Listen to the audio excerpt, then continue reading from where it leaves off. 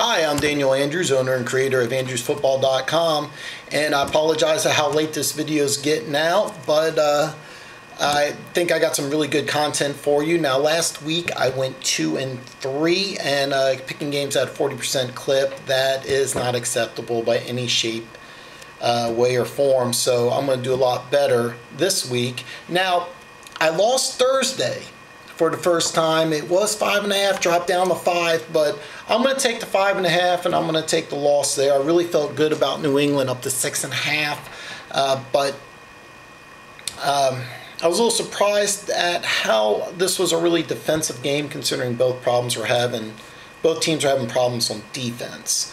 So now this week I got 6 games. 4 underdogs, 2 favorites. It's really strange because all 6 of these games I like the road teams. But I'm going to break down all the games. Then I'm going to break down in a little more detail the 6 games I would put action on.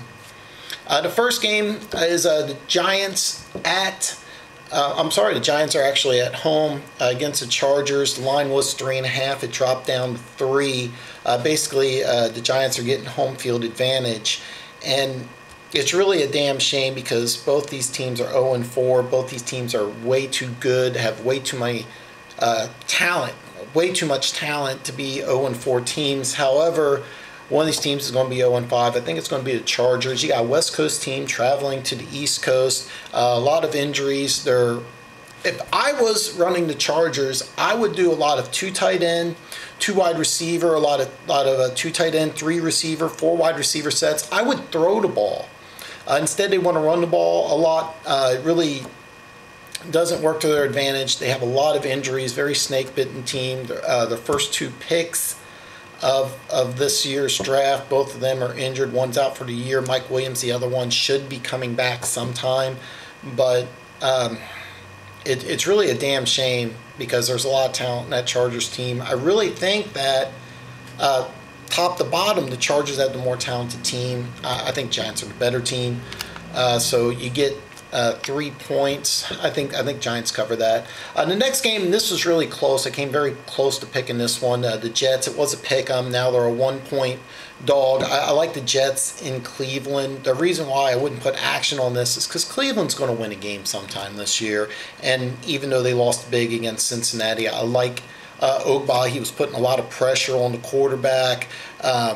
Andy Dalton, while he's not an upper-tier quarterback, I think he's a little better than what the Jets are putting out there. I think the passing game Cincinnati has is a little better. So not only that, could the Jets, after winning 2 straight games, could they be kind of a little overinflated? Matt Forte's out. So while I like the Jets, I don't love the Jets. But you get a point there, and I do think they win this game. Next game, I got Jacksonville's at Pittsburgh. They were an 8-point favorite. Now they're 7.5. Whoa, I am so sorry about that. Oh, wow. No, the Jacksonville Jaguars are an 8-point dog at Pittsburgh. I am very sorry. It was 8, now dropped down 7.5. A lot of people are seeing what I'm seeing. Pittsburgh, after playing Baltimore, usually the next week they kind of drop the intensity a little bit. Also, Pittsburgh has been known to, at the beginning of the year, not play to full intensity. They also have a special Sunday night game against Kansas City next week. I think they kind of overlooked Jacksonville a little bit. I expect Pittsburgh to win the game, but you're getting over a touchdown here, so take Jacksonville. Next game is Indianapolis. They are at home. They're a 1.5-point favorite against the 49ers. I like what Brissett's doing. I like what Indianapolis is doing. The 49ers, I've said this before, that they got a lot of work to do. They're switching schemes on defense. They have some issues offensively. It's going to be a rough year for 49ers fans. I don't think they get a win here. Next game, you got Arizona. They are a 6.5-point dog at Philly. The reason why I like Arizona, I expect this to be a really close game. I could see Philly winning this game. This could be a 24-21 type game. I don't see Philly really blowing them out. This could be a game Arizona wins also. But 6.5 is a pretty big line. I think it's a good line. I like Arizona to cover that. Next game I got is Detroit. They're in a 2.5-point favorite at home against Carolina. I had them not covering last week, and of course that was one of the games I got wrong. Carolina, of course, got a win against New England. However, I've been very adamant. I don't think New England's defense is really considered a good defense at this point in time. Detroit does have a good defense, a little faster, a little more athletic. This is going to be a good game. I like Detroit at home. The last game I'm going to pick, and for Chiefs fans, you're going to go, Dan, why aren't you putting money on that? Okay, Kansas City Chiefs were a pick 'em. Now they're a 1-point favorite. Sunday night at Houston. Here's the deal. Last year they went down to Houston. They lost the game. I think that they're a better team than they were last year. However, Houston, everybody's always said the same thing about Houston. Man, you give them a quarterback, watch out. Well, now they do have a quarterback. The big thing about Kansas City is that their interior three are all backups going against probably the best front seven that they're going to see this year. So I do like Kansas City in this game. I think they're going to win this game. It's going to be close. However, I don't think Kansas City's going undefeated. So, if the Chiefs end up being 4-1, as a Chiefs fan, I'm still very happy. So now I'm going to break down the 6 games I would put action on. I'm going to give you 4 underdogs who I think are going to win, plus you get a few points, and then I'm going to give you 2 road favorites. All 6 of these games I really like. The first one, and this is probably the one I like the most, is Buffalo at Cincinnati. You're a 3-point dog. A lot of people are looking at what Cincinnati did against Cleveland. They got a new offensive coordinator. He was actually, I think, the quarterback coach. He got promoted to offensive coordinator. What they did was short passes, try to run the ball a little more. The thing is, Buffalo, after watching Buffalo against Atlanta, now Atlanta had some injuries. I think without injuries, I think they win that game. But Buffalo's front seven, they are really doing well in adapting to the new defense. What they do is they went from a 3-4 to 4-3, but they took the outside linebackers. They got them at defensive ends, which they should be. Jerry Hughes looks really good as a 4-3 end, as a 3-4 outside linebacker. In Rex Ryan's system, he didn't look as good as a 4-3 defensive end in Sean McDermott's system. He's really getting after the quarterback, causing a lot of problems. And Cincinnati, they have issues on their offensive line. So I like Buffalo to win this game. You get 3 points. Don't buy into Cincinnati after blowing out Cleveland. Buffalo's the better team here, so surprisingly, Buffalo go 4-1. Next game I like is Seattle on the road. You get 1.5 points at the Rams, and you'll hear the same thing over and over again.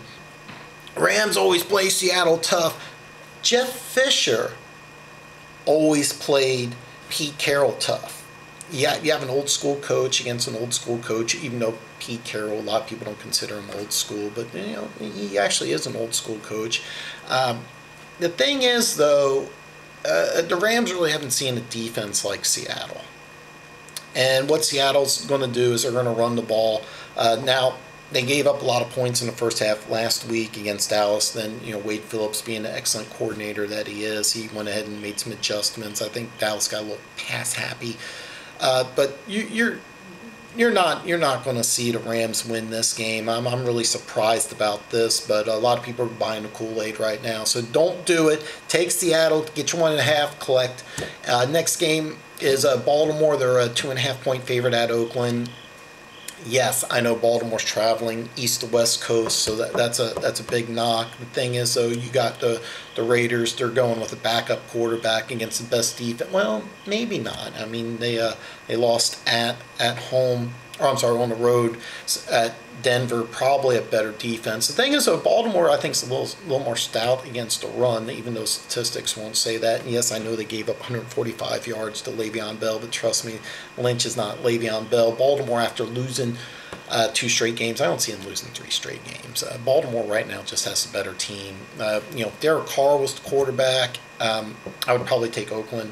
He's not. I think you're going to see E.J. Manuel make some turnovers. Baltimore wins this game, and you get 2.5. So next game is Green Bay. They started off as a 2-point 2-point dog. It went up to 3, and I like 3 because I think Green Bay wins this game. Now, Dallas is getting healthy. Dallas can run the ball, but Green Bay's been surprisingly good at stopping the run. They drafted some larger defensive backs. It's worked out really good. Dom Capers, he runs a very similar defense to what Wade Phillips runs in LA, formerly Denver, but that's kind of a work in progress in LA. Green Bay's really doing a good job on defense. I really wasn't expecting that. They have some offensive line issues. They have some running back issues. But Dallas has a poor secondary.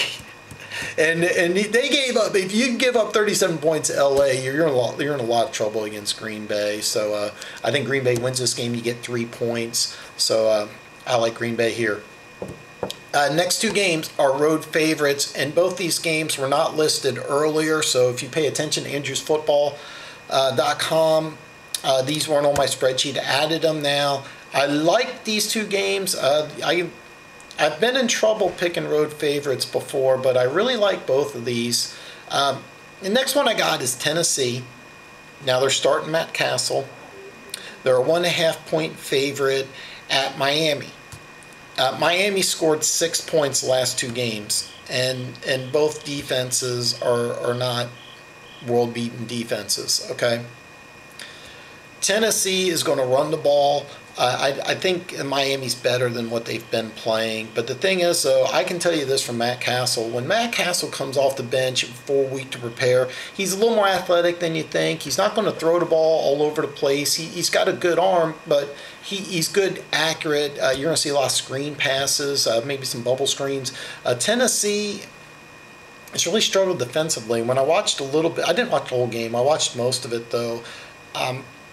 I was really surprised. I didn't see the zone blitz that I was used to seeing from Dick LeBeau. I remember Dick LeBeau in Pittsburgh. You saw players coming out from the stands.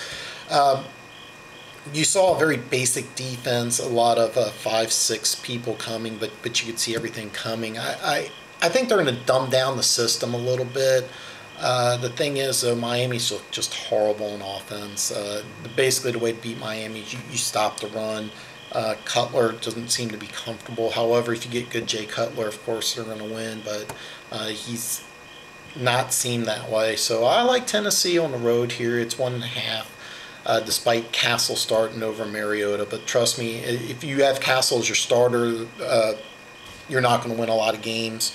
Maybe you can get to like 7 and 8, maybe 9. Just do this running back, but coming off the bench, you got your reliever. Castle can win this one. Next game is on Monday night. Take the Vikings. You get 2.5 points. Mitchell Trubisky is going to start. He's at home, so the Bears. It's going to be very exciting.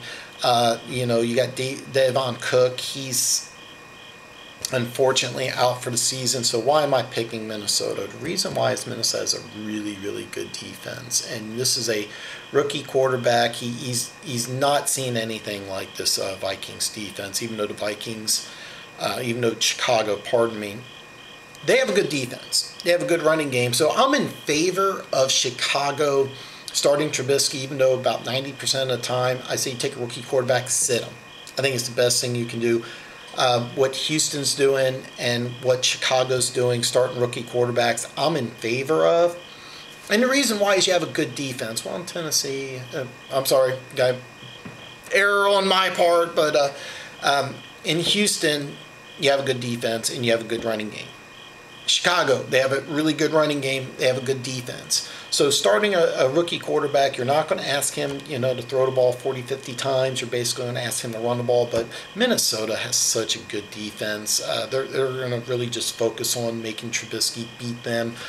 Chicago's smart. You're going to see a lot of bootlegs. And John Fox is an excellent coach. By the way, John Fox, what he did in Denver when they started Tim Tebow, they were 1-4, ended up finishing 8-8 with Tim Tebow.